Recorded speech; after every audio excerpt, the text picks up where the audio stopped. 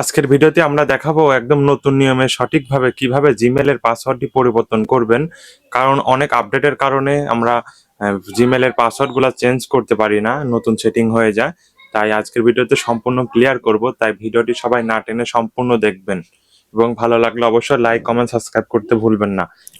শুরুতে আমাদের মোবাইলের জিমেল অ্যাপ্লিকেশনে চলে আসবে, সেখান থেকে আমাদের এই নাম লেখা আছে এই আইকনটায় ক্লিক করতে হবে। এখানটায় ক্লিক করার পরে আমাদের কাছে সকল জিমেল চলে আসবে, তবে আমরা যেটাতে পাসওয়ার্ডটি চেঞ্জ করতে চাই সেই জিমেলের গুগল অ্যাকাউন্টটায় ক্লিক করতে হবে। গুগল অ্যাকাউন্টটায় ক্লিক করলে আমাদের কাছে এমন একটি ইন্টারফেস আসবে, সেখান থেকে আমরা পার্সোনাল ইনফো নামে যে অপশনটা আছে এখানটায় ক্লিক করব। এখানটায় ক্লিক করে স্ক্রল করব, স্ক্রল করে একদম নিচে চলে আসব।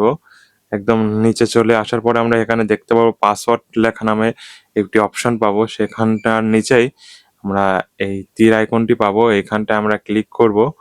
ক্লিক করার পরে আমাদের কাছে এমন একটি ইন্টারফেস আসবে, যেখান থেকে ভেরিফাই করে নেবে, যেখানে ফিঙ্গারপ্রিন্ট অথবা পাসওয়ার্ড দিয়ে ভেরিফাইটি করে নিতে হবে সত্যতা যাচাইয়ের জন্য। তারপর আমরা এখানে নতুন পাসওয়ার্ডটি বসিয়ে নেব। পাসওয়ার্ডটি ভেরি স্ট্রং হতে হবে, কারণ জিমেইলে নর্মাল পাসওয়ার্ড নেয় না, যার জন্য বড় হাতের এবিসিডি বা ছোট হাতের দুটাই মিক্স থাকতে হবে, নাম্বার তারপর স্পেশাল ক্যারেক্টার মিল করে একটি স্ট্রং পাসওয়ার্ড তৈরি করতে হবে, মিনিমাম 8 ডিজিটের।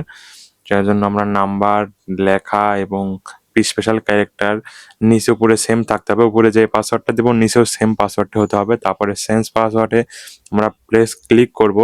চেঞ্জ পাসওয়ার্ডে ক্লিক করার পরে আমাদের পাসওয়ার্ডটি চেঞ্জ হওয়ার প্রক্রিয়াটি শুরু হয়ে যাবে। আমরা আবারও চেঞ্জ পাসওয়ার্ডে ক্লিক করব।